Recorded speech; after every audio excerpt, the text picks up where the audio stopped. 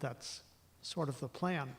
Before we look at Romans 11 tonight, or before we start our look at Romans 11 tonight, just a few minutes on Psalm 62. Something that struck me there the other day that I wanted to share with you, and actually discovered when I thought about it, there's a nice connection between what we want to see in Psalm 62 and what we've been seeing in Romans chapters 9 to 11 as well. But just for a moment, Psalm 62, verse 1. For God alone my soul waits in silence. From him comes my salvation. Repeated in verse 5, for God alone, O my soul, wait in silence. Verse 1, it's a statement. Verse 5, it's a little self-exhortation. For God alone, O my soul, wait in silence, for my hope is from him.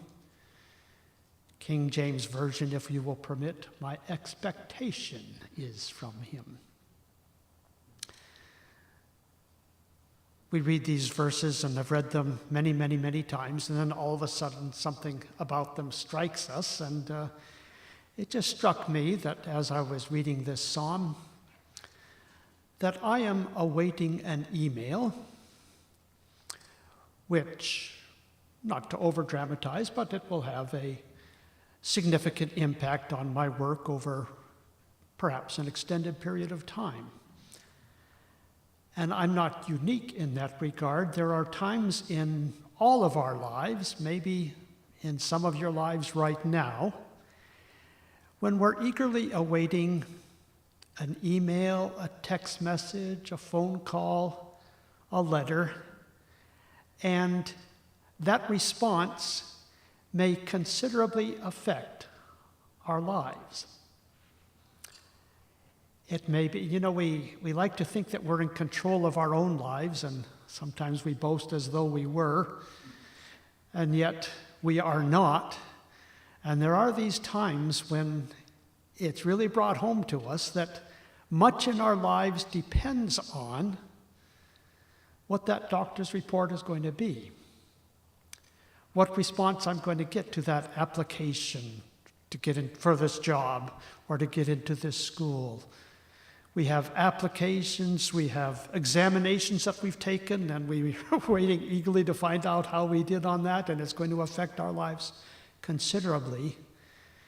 In many ways, at many times, we find ourselves awaiting a response from people and realizing that it's going to have a big impact on our lives. I'm in that position a little bit. And then I read Psalm 62, wait only upon God.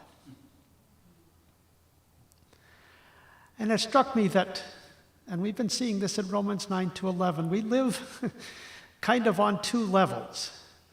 We live on this human level where we are very much expecting a response from people, and our lives depend very much on what people say. And that's the only level on which a lot of people live. And yet, if we're believers, what we're really waiting for is God. And whatever human beings respond, however human beings respond, and we're dependent on that human response, but really, we realize that our lives are in God's hands, not in theirs. And that whatever that human response may be, God is going to direct it for our good if we are his faithful followers. And so much as we, on one level, are waiting a response which may profoundly affect our lives from human beings, really we're waiting for a response from God in that human response, because God is going to use that human response for our good. So, my soul, take it easy with your worries about what those human beings are going to say, what those human beings are going to do, how they're going to respond, because whatever their response, our lives are in God's hands, and we're really waiting for word not from them, but from him, and knowing that he will direct it for our good, and that our lives are in his hands. Actually, there have been times when I was still working, when I was on the other side of things and realizing, as you're receiving applications to get into the graduate school, and you think, in one sense, these kids' lives are in my hand, it's good then to have the assurance, no, really, they're in God's hands. Or when people are applying for a position, that kind of thing. In one sense, their lives are in my hands, but really not. They're in God's hands, because this too I can commit to God. Now that's an important message for us all to remember, but it also has a bearing, as I suggested earlier, on what we've been seeing in Romans 9-11. Just to review for a little bit and then come back to this point. The issue in Romans 9-11 is what has happened to Israel. God has a long history with Israel. God's made many promises to Israel, but it seems to be coming to nothing. Because now at the climax of that long history of God's dealings with Israel, he has sent his Messiah, and many Jews, not all Jews, but most Jews, have not responded with faith and find themselves outside then the people of God's blessing. So what is happening with Israel? Has their unbelief frustrated God's plans for them? Has God's long history of dealings with Israel come to an end because of their unbelief? And Paul's response to that is, of course, no. And he deals with it at two different levels. First of all, in the present, God's plans for Israel have not failed. Romans 9:1 to chapter 11, verse 10. And in the future, God's plans will be shown to reach their fulfillment. Romans 11:11 to 36. But first of all, God's plans for Israel have not failed in the present, because negatively, it was never the case that all Jews, all descendants of the patriarchs, are those of God's people, are those whom God blesses as his people. After all, Ishmael was a descendant of Abraham, and Esau was a descendant of Isaac. And yet, it was Isaac, not Ishmael. It was Jacob, not Esau. It's never been the case that every descendant of the patriarchs is going to be a member of the people of God's blessing. And so the fact that many Jews are not responding in faith doesn't prove that God's plans have failed, because they never included all physical descendants, all Jews. That's the negative side. We're going to see tonight the positive side. God's plans, even in the present, are being fulfilled because there is a remnant. There are some Jews who do believe. And as long as there are some Jews who do believe, God's plans for Israel are being carried forward. Has God rejected his people? No, he can't have, because I'm a Jew, says Paul. We'll get to that in a few minutes. So as long as there is a remnant, and there has always been a faithful remnant, even in Elijah's time, even in Isaiah's time, and so on, there has always been a faithful remnant in whom God's purposes are being fulfilled, even if many Jews are disobedient and find themselves outside. So both negatively and positively, in the present, God's plans have not been frustrated. In fact, they're being carried forward. And we've seen this is true on two different levels.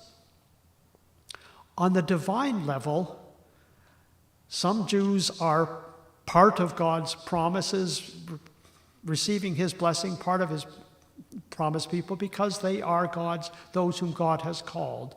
They are God's elect. God chose Jacob, God chose Isaac, and not Ishmael or Esau, as those in whom his promises were going to be fulfilled. And it depends on God's choice.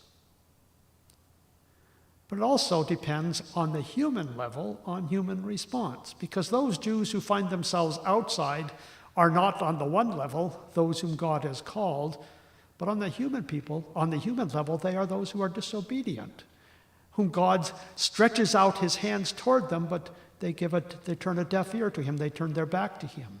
They are a disobedient and refractory people, Romans chapter 10, verse 21. They're choosing the wrong path. They are not subordinating themselves. They are not submitting to the righteousness of God. So there's this divine level on which God's purposes are being fulfilled, and there's this human level on which people are still responsible for the choices that they make. They still live their lives, they still have choices to make, and they're still responsible for those choices. And these two levels are going on all the time, just as I'm awaiting a response from human beings, but really awaiting a response from God. And just as Joseph's brothers were those lousy, jealous brothers who treated Joseph ill, and they were acting according to character, and they're responsible for their choices, at the same time, God was fulfilling his purposes through Joseph's brothers. The same can, of course, be said of Judas Iscariot and what he did. I had Pastor Griffiths as my pastor for many years, and it's funny how a couple verses that he used to repeat frequently in his sermons have stuck with me. And one of them is this, Psalm 76, verse 10, "The wrath of men will praise thee." God will use even the wrath of human beings for his glory. God can turn even the bad choices of human beings to his glory and to fulfill his purposes. The wrath of men will praise him. And so, just as in all our lives, we have choices to make, we're responsible for our choices, and so are other people. At the same time, God is achieving his purposes because God remains sovereign over all. Well, let's go on with that tonight in Romans chapter 11, verse 1. We're still dealing, and in our passage tonight, we're dealing with how God's purposes have not been frustrated in the present in spite of Israel's unbelief. And negatively, that's because God's purposes never included every physical descendant of the patriarchs, but just those whom he has called. Positively, it's because there is still an elect in whom God is fulfilling his purposes. And Paul begins with that now in Romans chapter 11, verse 1. "I ask then, has God rejected his people? By no means, for I myself am an Israelite, a descendant of Abraham, a member of the tribe of Benjamin. God has not rejected his people whom he foreknew. Do you not know what the scripture says of Elijah, how he appeals to God against Israel? Lord, they've killed your prophets, they've demolished your altars, and I alone am left, and they seek my life." But what's God's reply to him? "I've kept for myself 7,000 men who have not bowed the knee to Baal." So too at the present time, just as in Elijah's time, so in the present time, there is a remnant chosen by grace. But if it is by grace, it is no longer on the basis of works. Otherwise, grace would no longer be grace. What then, or what are we to conclude from all this? Israel failed to obtain what it was seeking. The elect obtained it, but the rest were hardened, as it is written, God gave them a spirit of stupor, eyes that would not see, and ears that would not hear, down to this very day. And David says, let their table become a snare and a trap, a stumbling block and a retribution for them. Let their eyes be darkened so that they cannot see, and bend their backs continuously is better there than forever. All right. Chapter 10, verse 21 ended with, of Israel, God says, all day long I have held out my hands to a disobedient and contrary people. God has appealed to them. God has extended his gospel offer to them. They've heard it. And God is extending his offer to them with outstretched arms, but they have proven disobedient and contrary. They've rejected God's gospel. It follows then, or it might seem to follow, has God rejected his people? They've rejected him, so does that mean he has rejected them? And the answer, of course, is no. And it's really the same question that Paul put already back in Romans chapter 3, verses 3 and 4. Has the faithlessness of people frustrated God's faithfulness? Perish the thought, he says. By no means. And there he just rejects it out of hand. Here he returns to it, and he's going to explain how God's purposes are actually being fulfilled in spite of their unfaithfulness. So God's purposes are being fulfilled, and he has not rejected his people because there is an elect, even among Jews. Now, if there were no Jews being saved, then God's promises have failed because there's no people of God from among the Jews. But there is now, and there has always been, there have always been those Jews who are faithful, those Jews who are God's elect, the remnant in whom he is fulfilling his purposes. That was true in Isaiah's time, and Paul quoted Isaiah back at the end of chapter 9. Now he's going to use the example of Elijah. And Elijah certainly thought that the remnant was very few indeed, perhaps only himself, because all the prophets are being killed, all the altars are broken down, and they're after my life, and I alone am left. So there's a remnant of one, God. What are you going to do about this? And God says, no, there's not a remnant of one. You may not realize it, but there are 7,000 out there who are my elect, who have not bowed the knee to Baal.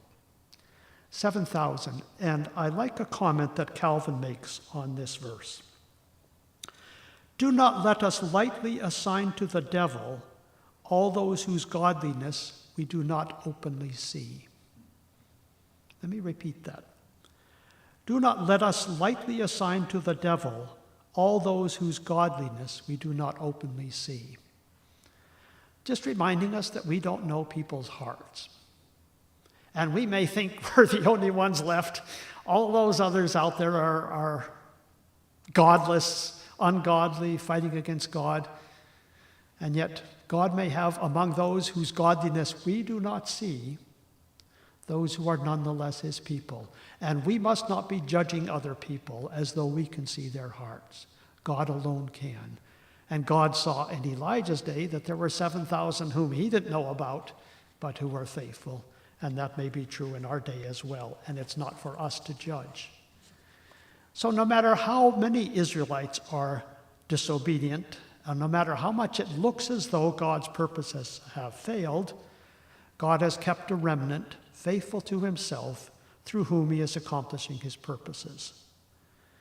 But Paul makes the point then that that remnant is constituted by God's call and election and not by their works. So too at the present time there is a remnant as in Elijah's time, but it's a remnant chosen by grace. And if it's by grace, it's no longer on the basis of works. Otherwise, grace would no longer be works, no longer be grace. This is a point Paul has made repeatedly. Already back in chapter 9, verses 11 and 12, God chose Jacob and not Esau before they were even born and had done anything, good or bad, in order that God's purpose might depend on his election, not on works, on the one who calls and not on the works of those whom he calls. So the point there too being made that it depends on God's election, it depends on his grace, not on human works. And the same point is made at the end of chapter 9. Gentiles have found righteousness without even looking for it, without their works. But Jews, striving for righteousness, for the law of righteousness, have not attained it. Why? Because they pursued it not by faith, but as though it could be obtained by works. So this is a point that Paul has been stressing repeatedly, that God's remnant, God's faithful people, are constituted not on the basis of anything they have done or their works, but on the basis of his grace. So what may we conclude, says Paul? What Israel pursues, it has failed to obtain. Verse 7, what Israel failed to obtain what it was seeking, the elect obtained it apart from their seeking, solely by God's grace. Now I want to ask the question here, does that mean that it is wrong to seek God? Does that mean that it is wrong to pursue trying to please God? Because these people who strove for righteousness did not obtain what they strove for. Does that mean it's wrong to strive to please God, to seek God? Well, of course, the answer to that is absolutely not. We're told many times in Scripture that we are to seek the Lord, to seek his favor while he may be found, and so on. The problem with Israel's seeking was twofold. Number one, you can seek something where no matter how much seeking you're going to do, it's going to be in vain. And that's what was going on with Israel. There are vain pursuits, vain by definition, so to speak. Abraham and Sarah had a son when it was impossible for them to have a son because God intervened and made what was impossible for men possible with him. Had they thought and striven with all their might to have children at their ripe old age. It was impossible. It would have been a vain pursuit. Similarly, it is a vain pursuit for people who are sinners to try to be righteous before God based on their deeds. Right? It is a vain pursuit, and Israel is seeking, but they're seeking righteousness by the law, by keeping the law. And for Israel as sinners, that's a vain pursuit. They cannot possibly be right that way. So of course it is right to seek God, his favor, to try to please him. But it's going to be vain if we think we can please him, that we can be righteous before him based on our works. Israel's pursuit was a vain pursuit, as though they could be righteous before him by keeping the law. Secondly, Israel's pursuit, though pursuit itself is a good thing, and actually, remember in chapter 10, verse 1, Paul gives them credit for their zeal for God. So zeal for God is a good thing. Seeking God is a good thing. But it's a vain pursuit when sinners are trying to be righteous before God based on their deeds. And it's going to be a stubborn pursuit if you persist in trying to be righteous by the law when God has shown a different path to righteousness, the path of righteousness by faith. So they have not submitted because they are seeking their own righteousness, stubbornly seeking their own righteousness by the law. They have not submitted to the righteousness of God, which is by faith, Romans chapter 10, verse 3. So it is a good thing to seek God, seek his favor, to seek to please him. But it's going to be vain if we think we can be righteous before him based on what we've done. And it's going to be a vain pursuit if we're trying to be righteous before God in any other way than the way that he has shown to us. Because once God has shown to us the path to righteousness by faith, the way to pursue him is by the way he has shown us, the door that he has opened for us, the path that he has opened for us through faith. So Israel has not reached their goal, even though they're pursuing it, because they're pursuing it the wrong way, and it's a vain pursuit anyway. They have not reached their goal because they are culpably disobedient on one level, on the human level. They're turning a deaf ear to God's call. They're not submitting to the righteousness of God, which is by faith. But on the divine level, they've been hardened. And this is part of God's purpose. So God is achieving his sovereign purposes on his end at the same time as they are refractory, they're disobedient, they're defiant, and they're responsible for their choices. So what has happened with disobedient, hardened Israel is that the law, the good that they have pursued, has become a trap for them. These strange words in verses 8 and 9 from David that he quotes, "Let their table become a snare and a trap, a stumbling block and a retribution for them. Let their eyes be darkened so that they cannot see, and bend their backs forever or continuously." Okay, they've been hardened, and this is God's way of dealing with them to achieve his purposes, and we'll get to them in a few minutes. But Paul says, he's quoting the psalm. In the psalm, it's a kind of prayer, but in Paul's case, it's just saying what has happened. It's not a prayer. Their table has become a trap. And the point of that seems to be their table is a good thing. What is it you eat food on? You eat food on your table. This is a good thing. And yet what should be a good thing for them has become a trap. It's become something that they're offended, scandalized Poe, and so it's become a problem rather than a good thing for them. What's that good thing that's become a trap for them? Is it not God's law? Which is a very, very good thing. This table which God has given them, his law, has become for them a trap because they are trying to be righteous by the law when they cannot be righteous that way, and when God has shown a different path to righteousness. So what ought to be a good thing for them has become a trap and a scandal, something that they are offended by, something that they trip over. They trip over God's very good law because they're using it the wrong way, and it has become for them a trap. They have been hardened on the divine level. On the human level, they're refusing to submit to God's righteousness. And God's law has become for them a trap and something that they are falling over. On the divine level, they are hardened. But just to repeat a point I made a couple times in the past, hardened, yes, but two things to remember in the case of Israel's hardening. Number one, it is kind of a global picture, if I may say. It does not mean that there are not individual Jews who may still come to faith and believe, and in fact, that is happening all the time.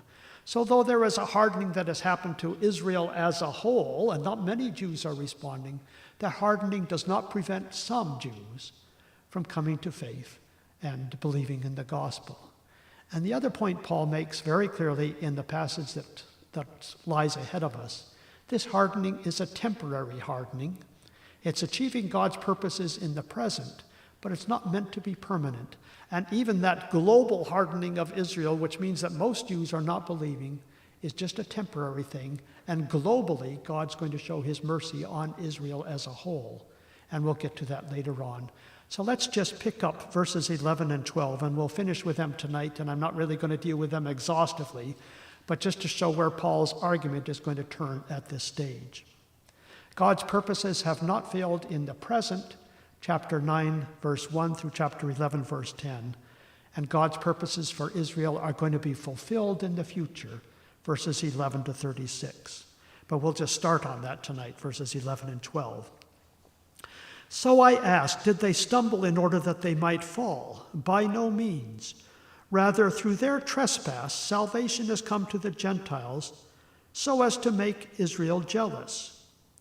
Now, if their trespass means riches for the world, and if their failure means riches for the Gentiles, how much more will their full inclusion mean? Okay, Paul, we've got the message that God's purposes have not failed because there are some Jews being saved, even if the majority of them are hardened and disobedient and so on. But does that mean that that majority of Israel, who are hardened, who are defiant and so on, and who have stumbled over the stumbling block that's in front of them, does that mean that they have fallen? Have they not simply stumbled for the moment so that they could get up again, but have they fallen permanently? So Paul is now asking a question not about those few who believe, but about all the rest. Have they stumbled so as to fall permanently? He's not asking now about those who have believed, about the elect within Israel now. He's asking about the rest. Have they stumbled so as to fall permanently? By no means. This is a temporary thing, serving God's purposes for the moment, but the future is going to include all Israel. Now, he's going to get to that later on, but for the moment, he explains what God's purpose is with Israel's hardening for the present. Through their trespass, notice again how Paul is having his cake and eating it too at the same time. He's operating on the divine level, it's God's hardening, and on the human level, it's their disobedience. By their trespass, which is also God's hardening, but on their level, it's their trespass. By their trespass, by their disobedience, salvation has come to the Gentiles.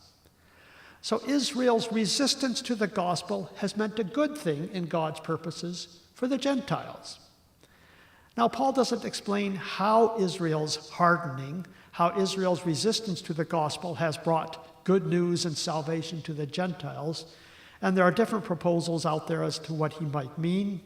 The most obvious one is what we find repeatedly in Acts, that Paul starts with a message to the Jews. When they resist, he turns to the Gentiles. And so Israel's resistance to the gospel has brought salvation to the Gentiles as the apostles have turned their mission to Gentiles away from Jews who are disobedient and resistant. So I'm going to bring the message to the Gentiles, so Paul says repeatedly. There may be other factors as well. Acts chapter 3 speaks, and this was a common expectation among Jews, that when Israel fully repented, then the end would come. Okay, if that's the case, what happens to all those Gentiles who've never heard the gospel if Israel repents now and the end comes and they've never had the chance? Now, Israel needs to be resisted for a time so that Gentiles have an opportunity to believe. We don't know exactly what Paul's thinking here is, but the point is, while Israel is disobedient, Gentiles have the opportunity to believe. And so their trespass, their disobedience, their hardening has contributed to the salvation for the Gentiles. God is using their resistance to achieve his good purposes, his merciful purposes for the Gentiles. But it doesn't stop there, Paul says. This salvation being brought to the Gentiles is going to bring good to the Jews. And how is that going to happen? Salvation comes to the Gentiles so as to make the Jews jealous, so that they too will want what the Gentiles have. So it's happening on God's sovereign plan, completely beyond anything we would have imagined or thought, is that God has hardened his people and they are disobedient in order that salvation can come to the Gentiles. And salvation coming to the Gentiles is going to provoke the Jews to jealousy so that they too come to salvation in this multi-stage plan of God. And so Paul says in verse 12, if their trespass means riches for the world, their sin has brought salvation to the Gentiles. If their failure in resisting the Messiah and so on means riches for the Gentiles, how much more will their full inclusion mean? Now, there are questions abundant here that Paul does not answer. If their loss means good, how much more good will come from their full inclusion? Now, what he means by their full inclusion, he doesn't say now. That's going to come later. How their full inclusion is going to come about, he never says. That's in God's hands. We'll have to leave it in God's hands. But their full inclusion is coming. And if their failure has already resulted in good, how much more good will come when their inclusion comes? What do you mean by how much more good? Paul doesn't say. That's in God's hands. But we can be sure that something very glorious is ahead if so much good has come from their rejection in the moment. Their full inclusion is going to bring so much more good. Just to close then with the reminder that God's ways are not our ways and his thoughts are not our thoughts. And Israel's failure to respond to the gospel, Israel as a whole, remember that there are always Jews who have believed and do believe even to this day. But we're talking about the majority of Israel who have rejected the gospel. Looks like God's purposes with Israel have failed at the same time as what appears to be the failure of God's plans is in fact the very way in which God is fulfilling his plans. We don't see it. We can't see it. In fact, we jump to conclusions based on what we see because our ways are not God's ways and our thoughts are not God's thoughts. But what appears to us to be the frustration and failures of God's plans is in fact the very way in which he is achieving his purposes and plans. And that's true in what's happening with Israel. It's true in what's happening politically in our world today. It's also true in whatever is happening in your life and my life, which may look like things are not going the way we would want them to, and we make us question whether God is really good or whether God is really in our lives as he says he is. But these things that make it look as though God's purposes have failed are in fact the way in which he achieves his purposes, because his ways are not our ways and his thoughts are not our thoughts. And the question remains simply, do we trust him? Amen.